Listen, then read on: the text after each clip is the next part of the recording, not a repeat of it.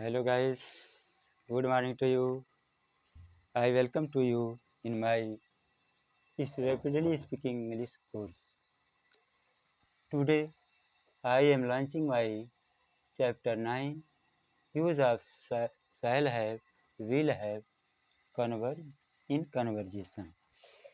Dear guys, यह rapidly speaking course चलाने का मेरा यही लक्ष्य है कि मेरे क्षेत्र के जो बच्चे हैं कहीं जाते हैं ऑफिस में किसी इंस्टीट्यूट में तो वहाँ धड़ाधड़ अंग्रेजी बोलते हुए लोगों को देखकर अपने अंदर हीन भावना उत्पन्न करते हैं।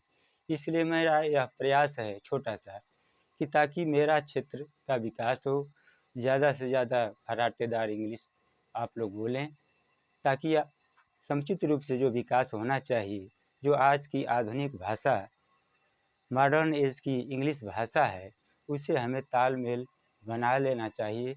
इसीलिए मेरा यह प्रयास छोटा सा है जिसे आप लोग काफ़ी योगदान दे रहे हैं, कंट्रीब्यूट कर रहे हैं। तो आज मैं आपको वर्ब टू हैव का प्रयोग मैं बता रहा हूँ। यह प्रयोग मैं आपको हैव और हैज़ का प्रेजेंट टेंस में बताया। तो प्रेजेंट टेंस में इसका रूप होता है हैव हैज़, पास्ट टेंस में हमने बताया हैड, और फ्यूचर टेंस में इसी का रूप होता है शैल हैव और विल हैव। वैसे तो हैव का टू हैव क्रिया का प्रयोग हम कई रूपों में करते हैं, लेकिन इसका मुख्य अर्थ होता है रखना। अब इन वाक्यों पर जब हम विचार करेंगे तो बात स्पष्ट आएगी। जैसे हमें सफलता मिलेगी। अब मिलेगी इस वाक्य को हम दूसरे तरह से कह सकते हैं कि हमारे पास सफलता होगी। और तीसरा तरह से इसका वाक्य बनेगा हम सफलता रखेंगे, और ये रखेंगे के भाव में ला करके ही हम इसका ट्रांसलेशन करेंगे। तो हमें सफलता मिलेगी, यह किस प्रकार का वाक्य है? अफर्मेटिव वाक्य है। तो अफर्मेटिव वाक्य के लिए आप स्ट्रक्चर का प्रयोग कर रहे हैं। अफर्मेटिव के लिए सबसे पहले आपका सब्जेक्ट होना चाहिए। इसके बाद आप अगर आई वी है तो शैल हैव लगाएंगे, अदर सब्जेक्ट रहेगा तो विल हैव लगाएंगे। तो यहाँ हेल्पिंग वर्ब रखेंगे, इसके बाद आप नाउन रखते हैं। यही इसका स्ट्रक्चर है। तो सबसे पहले हमें जो सब्जेक्ट रखना है, कौन सफलता रखेगा? हम। तो हम जो है इसका सब्जेक्ट है। तो सबसे पहले हमने हम की अंग्रेजी लिखा वी। इसके बाद वी आई वी के साथ शैल हैव सहायक क्रिया चलेगी। यह फ्यूचर टेंस का वाक्य है, इसलिए आपने शैल हैव का प्रयोग किया, शैल हैव। इसके बाद नाउन क्या है? सफलता। सफलता, सफलता को अंग्रेजी में कहते हैं सक्सेस, SUCCESS। अब ट्रांसलेशन हो गया वी शैल हैव सक्सेस। इसका मतलब हुआ हम सफलता रखेंगे। इसी को आप कहे हैं हमें सफलता मिलेगी, चाहे हमारे पास सफलता होगी। दूसरा वाक्य है तुम्हारे पास हर चीज़ होगी। तुम्हारे पास हर चीज़ होगी, तुम्हारे का मतलब इसका रूप चलता है सब्जेक्टिव केस के रूप में यू, पॉजेसिव केस के रूप में योर, और ऑब्जेक्टिव केस के रूप में योर्स। तो आपने कर्ता के स्थान पर यू रखा, और यू जो है आई और ई से अलग है, अदर सब्जेक्ट है। तो अदर सब्जेक्ट के लिए आपने विल हैव का प्रयोग किया, और इसके बाद नाउन लिखा हर चीज़, everything. You will have everything. आपके पास हर वस्तु होगी, हर चीज़ होगी, और चाहे आप हर चीज़ रखेंगे या आपको प्रत्येक चीज़ें हैं, इन सब का ट्रांसलेशन यही बना यू विल हैव एवरीथिंग। अब है मेरे को अच्छी कार होगी। तो मेरे की अंग्रेजी माई होती है, लेकिन माई हम नहीं लिखेंगे क्योंकि हमें यहाँ सब्जेक्टिव स्थान पर रखना है, नॉमिनेटिव स्थान पर रखना है। तो मेरे की अंग्रेजी हो जाएगी आई। और आई के साथ आप देख रहे हैं शैल हेल्पिंग वर्ब चलती है, तो आप लिखेंगे शैल है। और नाउन है क्या? अच्छी कार। अच्छा क्या है? एडजेक्टिव है या विशेषता बतला रहा है नाउन की। नाउन क्या है आपकी?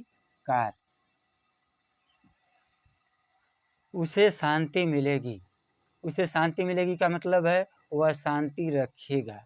अब इस भाव में ला करके हैज हैव का प्रयोग करके हम इसका ट्रांसलेशन बना रहे हैं। उसे उसे की अंग्रेजी होती है ही, हिज, हिम। तो आप नॉमिनेटिव केस में ही लिख रहे हैं, ही।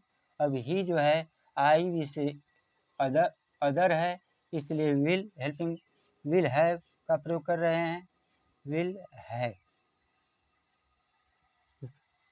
अब क्या मिलेगी? शांति, पीस। इसी तरह अब अगला वाक्य देख रहे हैं, तुम्हारे पास समय नहीं होगा। अब देख रहे हैं इसमें इस वाक्य में नहीं शब्द आ गया, तो नहीं आने के कारण यह वाक्य अब निगेटिव हो गया। तो निगेटिव का अब स्ट्रक्चर प्रयोग करेंगे। तो निगेटिव के स्ट्रक्चर प्रयोग करने के लिए क्या करते हैं?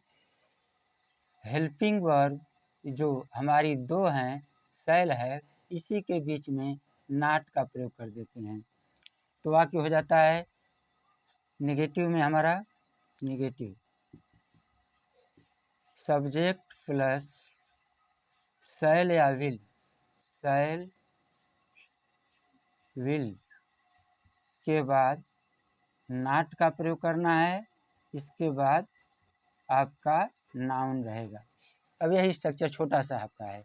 सबसे पहले आपने सब्जेक्ट लिखा तुम्हारे, तो तुम्हारे की अंग्रेजी आपने लिखा यू, योर नहीं लिखा, यू लिखा। अब यू के अनुसार आपने विल हैव का प्रयोग किया, तो विल लिखकर जहाँ दो सहायक क्रिया रहती हैं उनके बीच में नॉट का प्रयोग किया जाता है नेगेटिव के लिए। यू विल नॉट हैव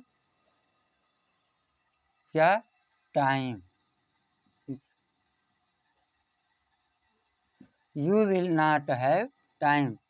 अब इसी तरह मुझे इज्जत नहीं मिलेगी, तो मुझे आया है तो मी नहीं लिख करके आप लिख रहे हैं आई, नॉमिनेटिव किसके रूप में? आई के साथ क्या लिखेंगे? शैल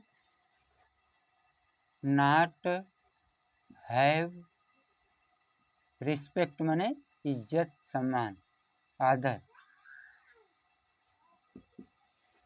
इसी तरह अब देख रहे हैं अगला वाक्य, क्या भारत के पास तेल होगा? यह किस प्रकार का वाक्य है? यह क्या से प्रारंभ हुआ? इसका मतलब यह इंटरोगेटिव वाक्य है। इंटरोगेटिव वाक्य है वो अभी क्या से प्रारंभ हो रहा है, इसका मतलब यह एस नो टाइप का है। तो एस नो टाइप में आपको बताया गया कि सबसे पहले जिस टेंस का वाक्य रहेगा उस टेंस की हेल्पिंग वर्ब प्रयोग किया जाएगा। तो सबसे पहले यहाँ पर विल या शैल आप लिखेंगे इंटरोगेटिव में।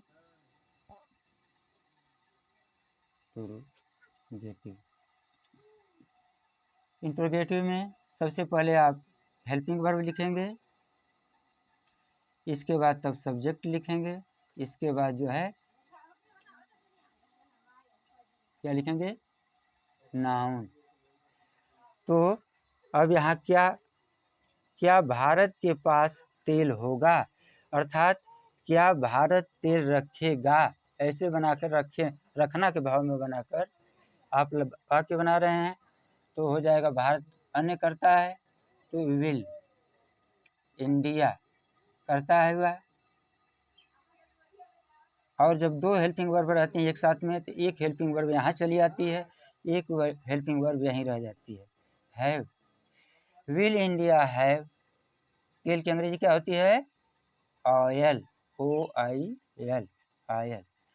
विल इंडिया हैव ऑयल, वाक्य बन जाएगा। क्या मुझे एक अवसर मिलेगा? How often we want other chance, अवसर की हम बहुत अक्सर तलाश करते हैं। यहाँ भी तो वाक्य कह रहा है क्या मुझे एक अवसर मिलेगा, तो मुझे यहाँ करता हुआ, तो इसके अनुसार आपने शैल का प्रयोग किया, shall I have a chance, there is no chance. अब इसी तरह हमें सफलता कैसे मिलेगी। अब यहाँ आप देख रहे हैं कैसे शब्द इस वाक्य के बीच में आ गया। तो जब वाक्य के बीच में आया तो सबसे पहले हम अब कैसे की अंग्रेजी लिखते हैं, और बाकी जो स्ट्रक्चर होता है सब यही चलता है जो यस नो टाइप का है। तो कैसे की अंग्रेजी आपने लिखा how.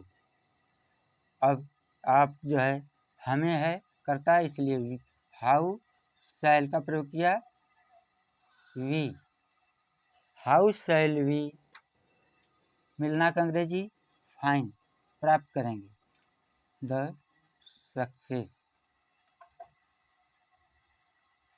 How shall we find the success, हमें सफलता कैसे मिलेगी। अब इसी तरह आप अनेक वाक्य बना सकते हैं। रीमा के पास धन क्यों नहीं है। अब यहाँ देख रहे हैं क्यों है और नहीं है, तो इसका मतलब यह वाक्य इंट्रोगेटिव एंड निगेटिव है। तो इंट्रोगेटिव निगेटिव भी इसी तरह बनाए जाते हैं जैसे ऊपर वाले वाक्य बना रहे हैं इंट्रोगेटिव वाले। तो सबसे पहले क्यों की अंग्रेजी लिखा आपने वाई, वाई। इसके बाद अब रीमा है तो इसके साथ विल अदर सब्जेक्ट है, will, why will Reema have. इसके बाद अरे यहाँ रीमा के बाद नॉट का प्रयोग करेंगे क्योंकि निगेटिव वाक्य है नॉट, तब जाके हैव होगा जाए यहाँ पर। इसके बाद मनी।